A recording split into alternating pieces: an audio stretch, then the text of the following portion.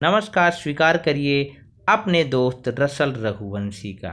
आज आपके सामने मैं प्रस्तुत करने जा रहा हूँ एक छोटी सी प्यारी कहानी जिसका नाम है एक लड़की जिसे किताबों से नफरत थी। इस कहानी को लिखा है मंजूषा पावगी ने। तो आइए शुरू करते हैं इस कहानी को इस प्यारे से इलस्ट्रेशन के साथ। एक लड़की थी जिसका नाम था मीना। अगर आप किसी पुरानी संस्कृत की किताब में मीना के मायने खोजेंगे तो आप पाएंगे कि मीना का मतलब मछली होता है। पर मीना को इसके बारे में कुछ पता नहीं था, क्योंकि वह किताबें कभी पढ़ती ही नहीं थी। मीना को किताबों से नफरत थी। किताबें हमेशा बीच में अड़ंगा डालती हैं, वह कहती। शायद उसकी बात ठीक थी, क्योंकि उसके घर में हर जगह किताबें ही किताबें थीं। उसके घर में किताबें न केवल बुक सेल्स और मेज़ों पर थीं, बल्कि उन सभी जगहों पर थीं जहां उन्हें नहीं होना चाहिए। जहाँ देखो वहीं किताबें, हर दराज में किताबें, हर अलमारी में किताबें, सोफे पर किताबें, सीढ़ियों पर किताबें, यहाँ तक कि आग जलाने वाली जगह पर भी किताबें, कुर्सियों पर भी किताबों के ढेर। एक बात और परेशान करने वाली थी।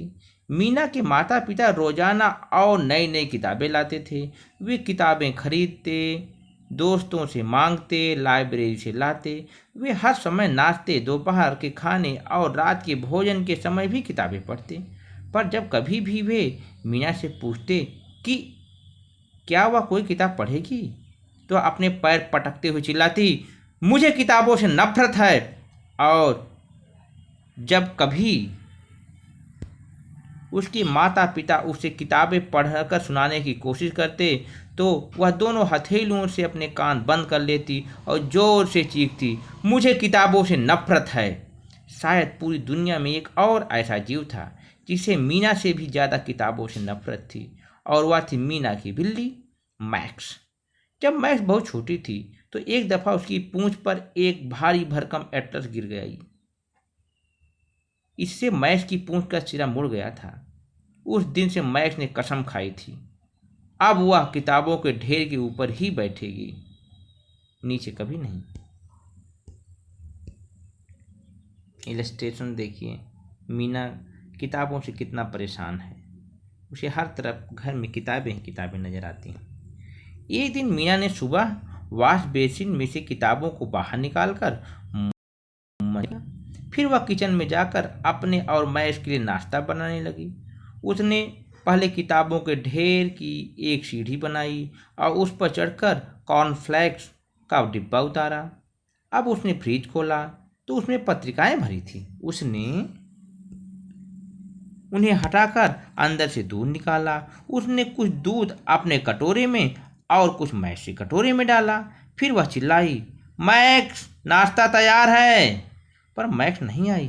वह दोबारा चिल्लाई, मैक्स नाश्ता तैयार है। फिर भी मैक्स नहीं आई। कहाँ मर गई मैक्स? मीना सोचने लगी। उसने नहाने के टब के पीछे खोजा और फिर वॉशिंग मशीन के पीछे ढूंढा। उसने मैक्स को सीढ़ियों के नीचे और घड़ी के ऊपर खोजा। उसे हर जगह किताबें तो मिली, पर मैक्स गायब थी।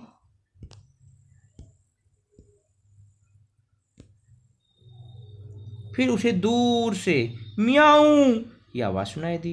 मीना दौड़ती हुई डाइनिंग रूम में गई और वहाँ किताबों के सबसे ऊंचे टीले पर उसे मैक्स फंसी दिखाई पड़ी। इस ढेर में वह सब किताबें थीं जिन्हें मीना के माता पिता उसे बड़े लाड प्यार से उसके लिए खास तौर पर खरीदा था। परंतु उसे मीना कभी खो परंतु मीना ने उसे कभी खोला तक नहीं था।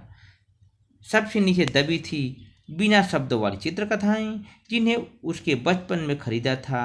बीच में वर्णमाला और सीखने शिशु गीतों की किताबें। पुस्तकों के टीले के सबसे ऊपर परियों की रोमांचक कहानियों घटनाओं की कहानियां थीं। सभी पुस्तकों पर धूल जमी थी। मैक्स घबराओ नहीं, मीना ने बिल्ली को दिलासा दिलाते हुए कहा, मैं तुम्हें वहां से छुड़ा लूंगी। फिर मीना उस पुस्तकों के टीले पर चढ़ने लगी, क्योंकि नीचे मोटी और जिल्द वाली किताबें थीं, इसलिए उन पर चढ़ना आसान था। मीना को यह सीढ़ियाँ चढ़ने जैसा लगा, परंतु जब किताबों की एक पेपर बैग पुस्तक पर पैर रखा तो अचानक उसका पैर फिसल गया। वह अपना संतुलन खो बैठी और तेजी से नीचे की ओर फिसली। देख सकते हैं मीना और उसकी बिल्ली मैक्स दोनों गिर गए हैं। धड़ाम!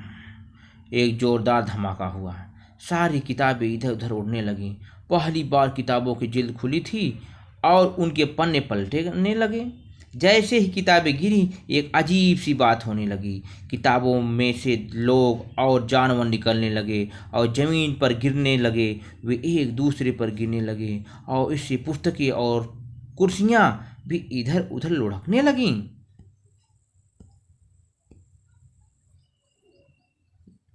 इलस्ट्रेशन देखिए आप लोग। उनमें राजकुमार और राजकुमारियां थीं, परियां और मेढक थे। फिर कहीं से एक भेड़िया और 3 सूअर भी आ टपके। हम्पी डम्पी उड़ता हुआ मुंह के बल गिरा और उनके 2 टुकड़े हो गए। उनके पीछे बूढ़ी औरत और बैगनी रंग का जिराफ भी आया। इस बारात में हाथी, बादशाह, बौने, रंग बिरंगे पक्षी, अलग अलग प्रजातियों के बंदर भी शामिल थे। पर सबसे ज्यादा भीड़ खरगोशों की थी। वे इधर उधर कूद रहे थे। जंगली खरगोश, सफेद खरगोश और ऊंची टोपी पहने खरगोश। इलस्ट्रेशन देखिए।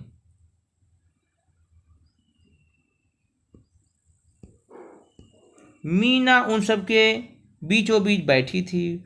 उसे हिलते डुलते हुए भी डर लग रहा था। मुझे तो लगता था कि किताबों में सिर्फ शब्द ही होते हैं, खरगोश नहीं, उसने कहा। और तभी कहीं से 6 खरगोश उसकी ओर कूदते हुए आए। अब तो डाइनिंग रूम पहचान पाना भी मुश्किल था। सारे हाथी खाने की मेज पर एक पांव पर नाच रहे थे और उनकी सूट पर प्लेटें संतुलित करने की कोशिश कर रहे थे। बंदरों ने सारे पर्दे फाड़ डाले। वे कपड़े की पट्टियों से सिर पर पगड़ियां बांध रहे थे और सारे खरगोश मेज के पैर चबाने की कोशिश में लगे थे।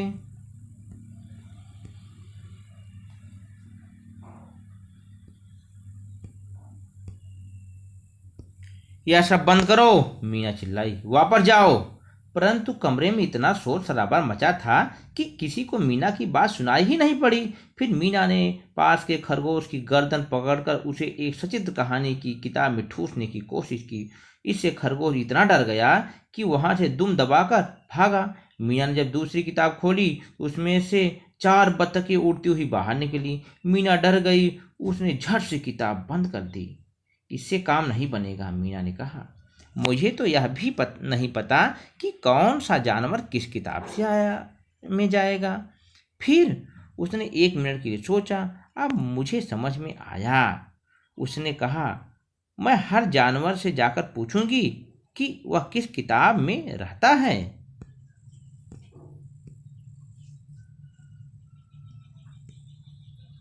मीना ने एक ऐसे जीव से पूछताछ शुरू की जिसे उसने पहले कभी नहीं देखा था। तुम कौन हो? मीना ने पूछा। अंग्रेजी का पहला अक्षर ए, आर्टवार्क, उस जानवर ने थोड़ा नाराजगी के साथ कहा और फिर वह पैर पटकता हुआ वर्णमाला वाली पुस्तक में चला गया। मीना को एक भेड़िया दिखा जो डाइनिंग टेबल के नीचे बैठा सिसक रहा था। पूछने पर भेड़िया ने कहा, मैं अब कहाँ जाऊँ? मुझे याद ही नहीं मैं किस किताब से निकला था, रेड राइडिंग हुड या फिर 3 छोटे सुअर वाली पुस्तक में से।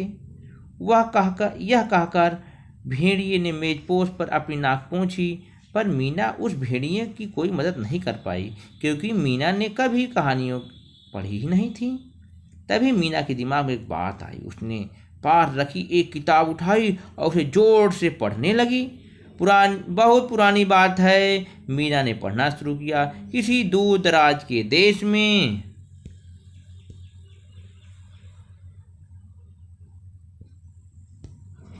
धीरे धीरे सारे जानवरों ने कूदना, नाचना, शोरगुल मचाना बंद कर दिया। अब वे सब मीना के पास आकर कहानी सुनने लगे। जल्द ही सारे जानवर मीना के पास एक गोले में बैठ गए। अब मीना कहानी पढ़ रही थी और वे कहानी सुन रहे थे। जब मीना दूसरे पन्ने पर पहुंची तब गोले में बैठे सुअर तपाक से कूद कर बोले, यह तो हमारी किताब है। वे चिल्लाए, यह तो हमारा पन्ना है, यह तो हमारी कहानी है। फिर वे गोले में से सीधे मीना की गोद में कूदे और किताब में गायब हो गए। मीना ने झट से किताब बंद कर दी। उसे डर था कहीं सुअर वापस न निकल आए। फिर उसने दूसरी किताब उठाई। धीरे धीरे करके मीना ने अपनी सारी किताबें पढ़ डाली और धीरे धीरे सारे जानवर अपनी सही पुस्तक में वापस चले गए।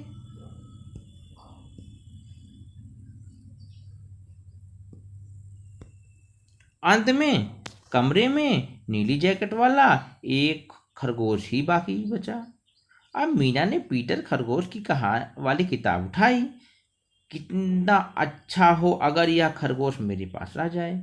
बाकी सारे जानवर के जाने के बाद मीना थोड़ा अकेलापन महसूस कर रही थी। वह छोटा सा खरगोश मीना के सामने डरा सहमा खड़ा था। भय से उसके पैर कांप रहे थे। वह भी अन्य जानवरों की तरह ही अपने घर वापस जाना चाहता था। फिर मीना ने आखिरी किताब को उठाकर खोला। किताब खुलते ही खरगोश ने छलांग लगाई और पलक झपकते ही पुस्तक में गायब हो गया। अब घर में शांति थी। मैं कुछ किताबों पर बैठी जीभ से अपना पैर चाट रही थी। मीना ने दुख भरी आवाज में कहा, अब मुझे उन खरगोशों को दोबारा देखने का कभी मौका नहीं मिलेगा। पर तभी उसे ध्यान आया, ये सारी किताबें तो अभी भी उसके पास हैं। फिर वह मुस्कुराने लगी।